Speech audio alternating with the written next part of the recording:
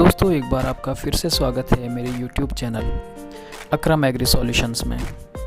और आज की इस वीडियो में मैं आपको बताऊंगा कि आप जब सीड खरीदने जाएं तो आपको कौन कौन सी सावधानी बरतनी है।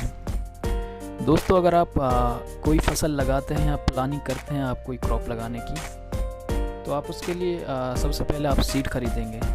दोस्तों अगर आप कोई क्रॉप लगाने के लिए या कोई फसल लगाने के लिए सीड गलत ख़रीद लेते हैं तो दोस्तों आपकी सारी की सारी फसल ख़राब हो जाती है।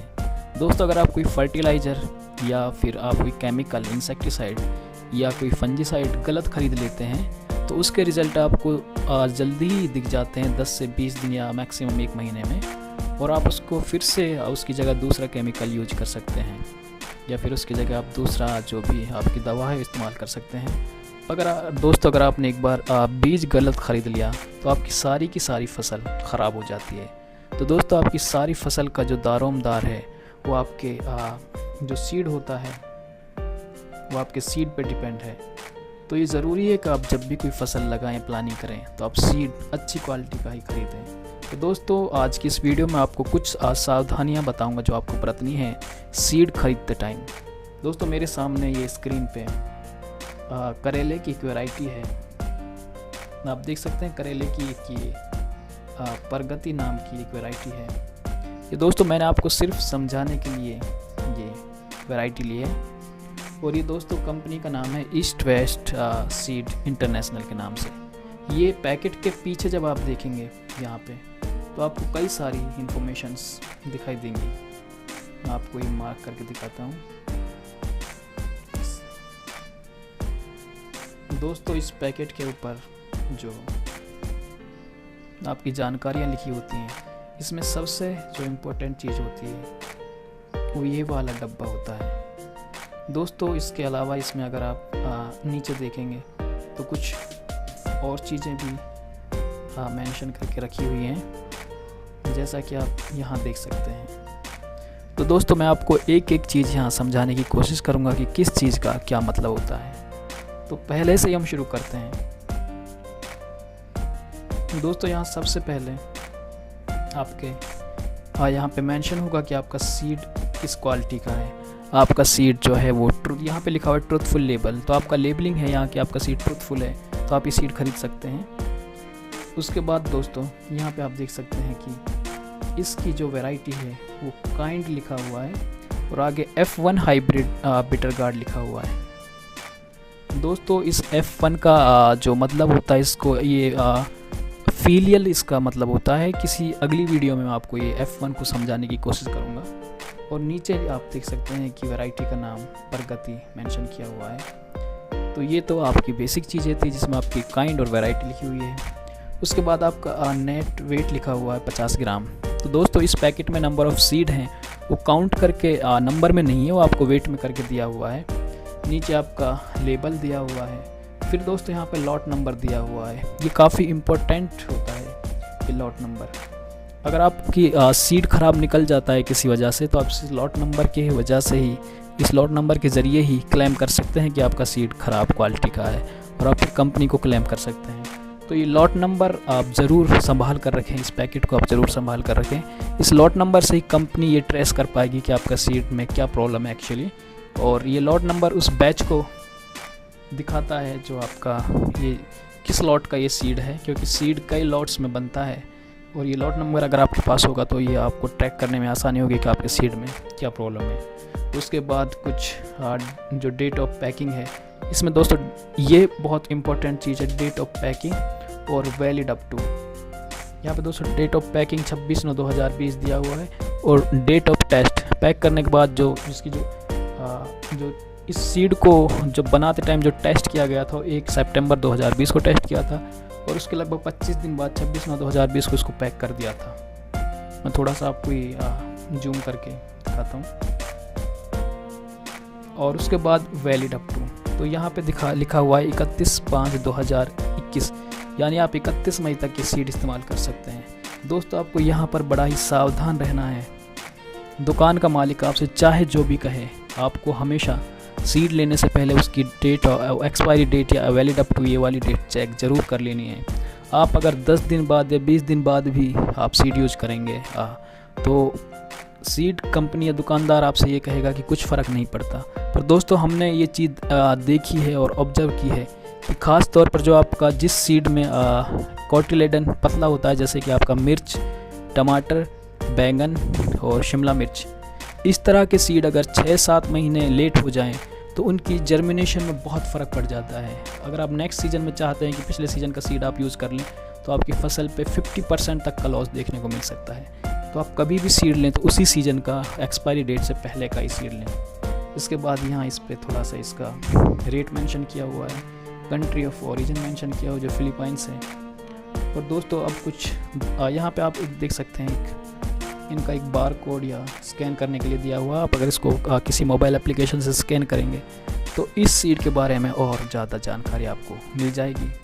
दोस्तों अब कुछ और इम्पोर्टेंट चीज़ें मैं आपको बताना चाहता हूँ, वो यहाँ पे मेंशन की हुई हैं। दोस्तों सबसे पहले यहाँ पे लिखा हुआ है फिजिकल प्योरिटी। इससे पहले मैं आपको ये नीचे वाला पॉइंट जर्मिनेशन मिनिमम, यहाँ पे लिखा हुआ है दोस्तों 60%।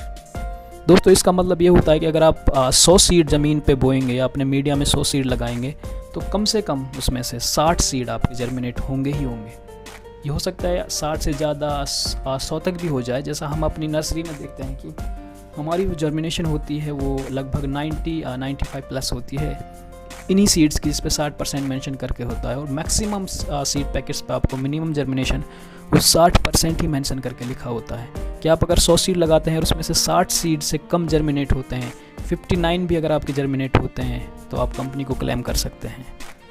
और उसके बाद यहाँ पे लिखा हुआ है फिजिकल प्योरिटी मिनिमम, मैक्सिमम कुछ भी हो सकती है, 100 तक हो सकती है, ये 98 लिखा हुआ है।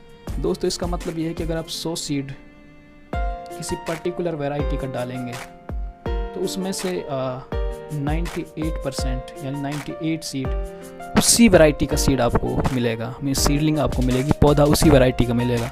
2 पौधे हो सकते हैं कि वो मिक्स हो गए हों किसी और वैरायटी के या उसी क्रॉप की किसी और वैरायटी के हो सकते हैं, तो इसको फिजिकल प्योरिटी कहते हैं। और एक दोस्तों नीचे एक टर्म दी हुई है, सेकेंड, यहाँ पे आप देख सकते हैं जेनेटिक प्योरिटी मिनिमम 95%। दोस्तों इसका मतलब क्या होता है कि जैसे आप सपोज करो 100 सीड लगाते हैं, मानो इन्होंने मेंशन किया हुआ है करेले की प्रगति वैरायटी, आप 100 सीड लगाते हैं तो इसमें से पहली बात मिनिमम जर्मिनेशन 60% इन्होंने दिया हुआ है, तो 60 सीड आपके कम से कम जर्मिनेट होने चाहिए। उसके बाद इन 60 में से दोस्तों आपका 98% आपका करेला ही निकलेगा, ये बात श्योर है। मतलब इसमें से 60 में से आपका 98% आप कैलकुलेट कर सकते हैं, आपका 100 में से जो 98 करेला ही निकलेगा, बाकी 2 आपके तोरी लौकी किसी का भी हो सकता है, ये चांसेस हैं। और उसके बाद जो ये नीचे दिया हुआ है 95%, आपका जो 98 जर्मिनेशन हुआ है करेले का, उसमें से 95% इसी प्रगति दोस्तों इसी वैरायटी का सीड 100% इसी वैरायटी का सीड होगा, प्रगति का ही। जैसे करेले की और भी वैरायटी है, जैसे आपकी नूर वैरायटी है, इसके बाद आपकी कई सारी और भी वैरायटी हैं, जैसे आपकी अमनश्री वैरायटी है करेले की, तो हो सकता है उसमें से 100 में से 5 सीड किसी और वैरायटी के मिक्स हो गए हों, पर ये बात श्योर है कि 95% कम से कम आपको प्रगति वैरायटी का ही मिलेगा। तो दोस्तों आप जब भी कोई सीड पैकेट ख़रीदें तो आप इन चीज़ों को अगर ध्यान में रखेंगे तो आपके चांसेस कम है कि आपको गलत सीड मिले या डुप्लीकेट सीड मिले। उसके बाद कुछ नीचे इन्फॉर्मेशन और दी हुई है, आप ये भी ज़रूर पढ़ें कि ये किस सीज़न में आपका सीड लगता है। जैसे कि आपके 2 सीज़न होते हैं बेसिकली, रबी खरीफ। रबी आपका सीज़न होता है जिसमें आपका गेहूं बोया जाता है और खरीफ आपका धान वाला सीज़न होता है। तो खरीफ में अगर आप लगाना चाहते हैं तो आप इन राज्यों में ये सीड लगा सकते हैं। अगर रबी सीज़न में आप इसको लगाते हैं तो इन राज्यों में आप ये सीड लगा सकते हैं, और आप समर या गर्मियों में अगर होते हैं तो इन राज्यों में आप ये सीड लगा सकते हैं। उसके बाद एक चीज़ और यहाँ पे मेंशन करके लोग लग सकते हैं, chemical used for seed treatment thiram.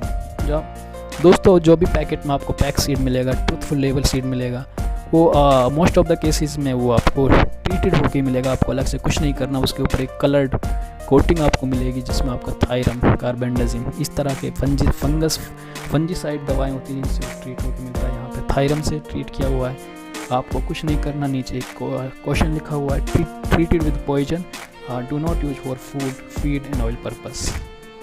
तो दोस्तों ये कुछ चीज़ें थी जो मुझे लगी कि आपको बतानी चाहिए कि आप जब भी कोई सीड खरीदें तो आप डुप्लीकेट सीड ना खरीदें, इन जो भी आपका नकली सीड से बचें और आपको ज़्यादातर जो सीड मिले वो अच्छा ही मिले, अच्छी क्वालिटी का मिले, आपकी फ़सल अच्छी हो। क्योंकि दोस्तों अगर आपकी फ़सल अच्छी होगी तो हम लोगों तक भी अच्छा प्रोड्यूस पहुंचेगा, अच्छा उत्पाद पहुंचेगा और हमारी हेल्थ भी काफ़ी हद तक किसानों के ऊपर ही डिपेंड है। तो दोस्तों आप देख रहे हैं कि अभी हमारे देश में कोरोना की वजह से काफ़ी परेशानी आई हुई हैं, तो इस टाइम को किसानों की जितनी मदद की जाए वो कम है। दोस्तों हम भी कोशिश करते हैं कि आपको इन वीडियोस के थ्रू जो कुछ छोटी मोटी चीज़ें हमें पता है वो बताई जाएं। तो दोस्तों अगर आपको ये हमारी जानकारी पसंद आती है तो आप प्लीज़ इस वीडियो को लाइक करें और अपने ज़रूरतमंद साथियों के साथ शेयर करें और इस चैनल को प्लीज़ सब्सक्राइब करें ताकि आपको और अपडेट मिलती रहें। तो दोस्तों एक और रिक्वेस्ट आपसे है, हमने एक टेलीग्राम एक हमारा चैनल शुरू किया है, इसी नाम से आपको मिलेगा, डिस्क्रिप्शन में आपको लिंक मिल जाएगा, अकरम एग्री सॉल्यूशंस। उसके आखिर में आपको AAS यानी आस लिखा हुआ मिलेगा। आप टेलीग्राम पे सर्च करके प्लीज़ वो चैनल एक बार ज्वाइन कर लें। उससे क्या होगा कि हम कोई भी क्विक अपडेट अगर आपको देना चाहेंगे, जैसे कि कई बार हम वॉइस मैसेज आपको दे सकते हैं, जो भी कोई जानकारी हम आपको चाहते हैं कि दी जाए तो उस वॉइस मैसेज के थ्रू आप तक पहुंचा सकते हैं। तो आप प्लीज़ ये हमारी ये जो रिक्वेस्ट है इसको ध्यान में रखते हुए हमारे चैनल को सब्सक्राइब करें और टेलीग्राम पर भी हमें ज्वाइन ज़रूर करें। शुक्रिया।